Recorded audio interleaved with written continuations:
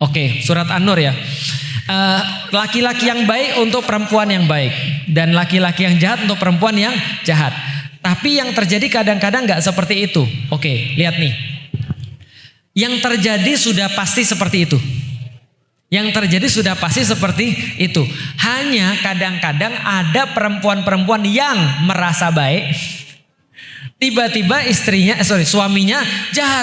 Aku kan sudah baik, kenapa suamiku dapat jahat? Enggak, lu sebenarnya sama, cuma lu merasa baik. Itu yang pertama. Yang kedua, sama pas nikah, tapi hijrah setelah itu. Itu yang lebih banyak lagi. Jadi pas nikahnya sama, tapi pas setelah nikah perempuannya hijrah. Problem lah dengan laki-laki ini. Itu yang banyak juga tuh. Nah itu jadi semuanya sama. Contoh, saya pernah cerita tentang seorang perempuan yang nikah, yang dia nikah sama seorang mu'alaf. Jadi dia nikah sama seorang mu'alaf, 3 bulan kemudian mu'alafnya murtad. Dan tidak hanya murtad, dia ya karena sudah nikah ya. Lalu kemudian sudah nikah, sudah berhubungan dan segala macam. Ini cewek nangis-nangis. Kenapa Allah begitu menguji saya? Sementara saya itu menginginkan kebaikan. Saya udah tahajud Ustadz setiap hari.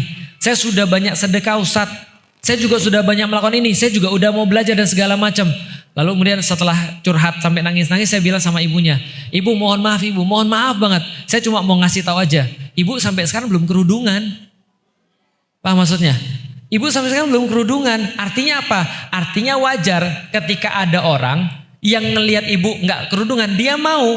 Karena berarti ketika dia milih ibu yang gak kerudungan, bagi dia kerudungan itu gak penting. Kayak saya dulu, ketika saya gak suka sama orang kerudungan, gak mungkin saya cari orang yang kerudungan. Maka secara logika, cowok baik pasti dapat cewek baik pasti dapat cowok baik. Contoh, lihat ya. Saya setelah hijrah, setelah masuk Islam, saya berusaha memahami agama Islam. Maka saya mulai gak suka dengan orang-orang yang terlalu banyak mendewakan materi. Dulu pacar saya itu orangnya lumayan berada. Dia sering pergi healingnya, pergi ke puncak. Dia sering perginya kemana-mana. Waktu itu, sekarang alhamdulillah mungkin gak begitu lagi. Bagi saya itu udah menjadi masalah. Kenapa menjadi masalah? Karena saya gak suka gaya hidup yang seperti ini. Bisa difahami? Apalagi ketika saya ngomong misalnya Alhamdulillah, Allahu Akbar, La ilaha illallah. Kalau ada cewek yang gak baik, dia suka dengan cowok-cowok yang ngomong kayak gitu. Enggak lah, apa sih ini? Panas gue dengernya. Terus pertanyaan saya, kapan ketemu cowok baik sama cewek nggak baik ini? Kapan ketemunya cowok baik sama cewek nggak baik? Di kampus ya. Di kampus. Saya dulu di IPB, aktivitas saya di dakwah. Di mana di dakwah? Di Badan Kerohanian Islam Mahasiswa. Di organisasi keislaman. Di kelas, di fakultas, saya juga punya organisasi keislaman. Ngubek terus di sana. Pagi sampai siang saya kuliah, siang sampai malam rapat, kadang-kadang nempelin di mana-mana poster, nulis, lalu kemudian ngontak orang, datengin adik kelas, ngisi adik kelas dan segala macam. Kapan saya ketemu cewek-cewek yang nggak baik ini? Nggak pernah. Mungkin ketemu pas menjelang subuh. Saya pergi sholat subuh, dia pulang dugem. Itu pun dia suka nggak sama saya? Gak mungkin. Makanya kita itu akan dikumpulkan berdasarkan circle kita. Itu logis banget. Contoh ya, coba ibu-ibu lihat tuh. Ibu nikah kan sudah ya. Di mana ketemu sama suaminya? Coba lihat. Pasti circle-nya sama. Enggak Ustadz, saya kantor di sini, dia kantor di situ. Terus di mana ketemunya? Kan nggak mungkin tiba-tiba ketemu misalnya di supermarket tiba-tiba tabrakan. Wah ini calon istri saya. Kan nggak mungkin gitu. Paham gak sih maksudnya? Pasti ada sesuatu yang terjadi. Pasti ada ruangan yang sama, circle yang sama. Nah itu maksudnya kesamaan. Karena orang-orang yang sama biasanya milihnya itu-itu juga. Gitu kan ya? Pertanyaan saya. Kalau orang-orang Chinese biasanya nikahnya sama siapa? Chinese juga. Kenapa? Nah, sekolahnya sama. Ibu dan bapaknya kenal. Tinggalnya juga di situ-situ juga. Kan ngumpulnya kan tinggalnya sama. Lah wajar kalau mereka nikah sama-sama orang Chinese. Yang aneh tuh saya. Orang Chinese nikah sama orang Jawa. Kenapa bisa begitu? Nah itu benar Ustaz, tuh gak sama. Kata Ustaz tadi orang dipertemukan dengan orang yang sama. Saya sekelas sama istri saya. Satu organisasi keislaman. Wajar kalau saya lihat dia naksir. Karena saya bersama-sama. Bisa difahami? Maka orang-orang yang naksir itu biasanya frekuensinya sama. Karena sama-sama kelabing gitu kan ya. Sama-sama pergi kelabing. Wah keren nih cewek dance-nya. Wah jadi suka dia. Bisa dipahami? Kalau saya mungkin gak suka sama cewek yang kelabing. Ya gak mungkin lah. Ketemunya juga di mana? Gitu kan ya. Artinya setiap orang pasti dikumpulkan dengan yang sama. Kecuali kita nabi. Nah beda tuh. Kecuali kalau kita nabi, ujiannya parah. Nabi Nuh ujiannya istrinya nggak sama. Nabi Lut ujiannya istrinya nggak sama. Nah tapi jarang orang-orang yang ujiannya seperti nabi. Nah pertanyaan berikutnya, Ustadz, kalau sekarang kita sudah nikah, ya apapun lah yang tadi Ustadz bilang, apakah kita merasa soleh, ternyata kita nggak sesoleh itu, ataukah kita pas nikah sudah hijrah, sehingga kita mendapati ternyata pasangan kita bermaksiat. Padahal kita pengennya taat. Sering kali terjadi pada ibu-ibu. Karena ibu-ibu setelah nikah ikut pengajian ternyata baru ngerti standar cowok yang benar tuh kayak begini. Lalu bagaimana? Nah itulah sabar yang pertama. Sabar. Kalau bapak-bapak jauh lebih mudah. Karena bapak-bapak adalah pembina daripada istri-istrinya. Gimana caranya? Sering-sering ajak ngobrol. Ingat-ingat kata-kata saya, setiap perilaku pasti karena cara pikir tertentu. Maka harus diubah adalah cara pikirnya seperti apa. Maka ngobrol itu penting. Maka ngobrol itu jadi sesuatu yang sangat penting di dalam rumah tangga. Kenapa? Karena ngobrol itulah yang nanti akan mengubah segala-galanya. Misal, istri saya dulu sering nanya, kapan bayar kontrakan? Karena kontrakan kita tuh habisnya bulan September. Biasanya Oktober kita harus kontrakan kita habisnya bulan Oktober. September biasanya kita sudah harus nyari rumah yang baru.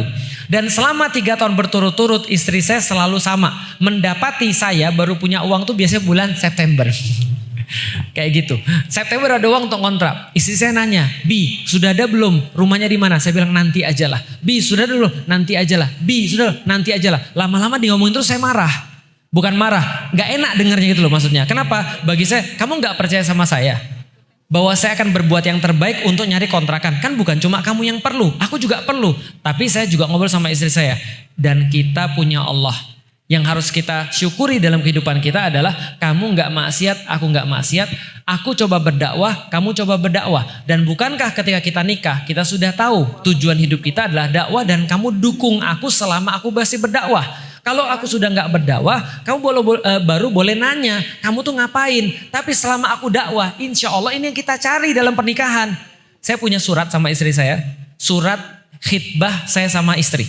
Saya ke istri saya nulis, saya minta 2, dukung saya dalam dakwah dan satu lagi adalah percaya sama saya selama saya gak maksiat. 2 itu aja yang saya minta. Itu ada bukti autentiknya, tertulis. Dan dia balas suratnya, aku akan dukung kamu dalam dakwah dan percaya selama kamu taat pada Allah. Saya bilang ini sudah ada nih. Apa yang kita khawatirkan? Aku juga khawatir sih sebenarnya. Cuma maksudnya gini, maksudnya kalau kamu kayak gitu terus itu juga nggak mengubah apapun.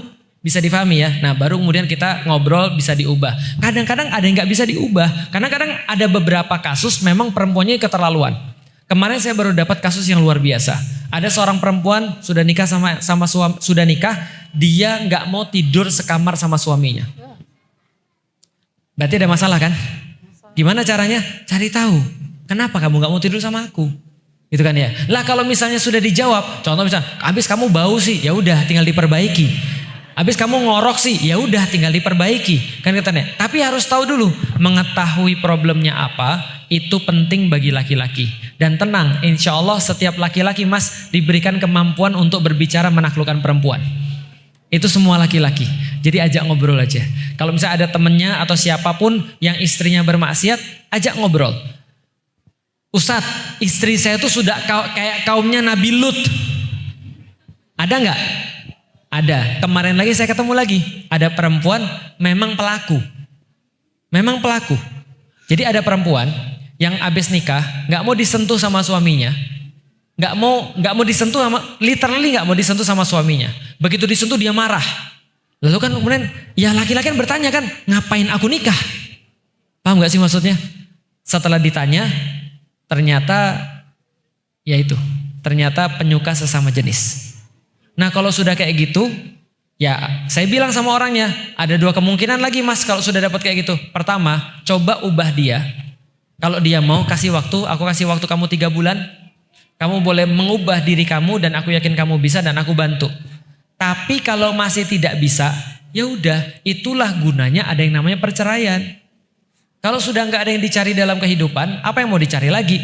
Pernikahan, apa yang mau dicari lagi? Kalau gitu tujuan pernikahan apa? Selalu saya ulangi ada 4. Pertama, memperjuangkan sesuatu yang sama. Yaitu adalah bagi saya dakwah Allah.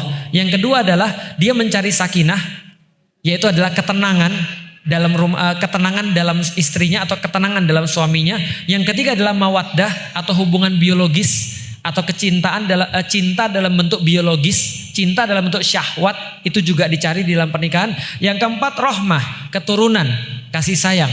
Nah, itu adalah 4 yang dicari. Kalau nggak bisa memfasilitasi keempat ini, ya untuk apa menikah?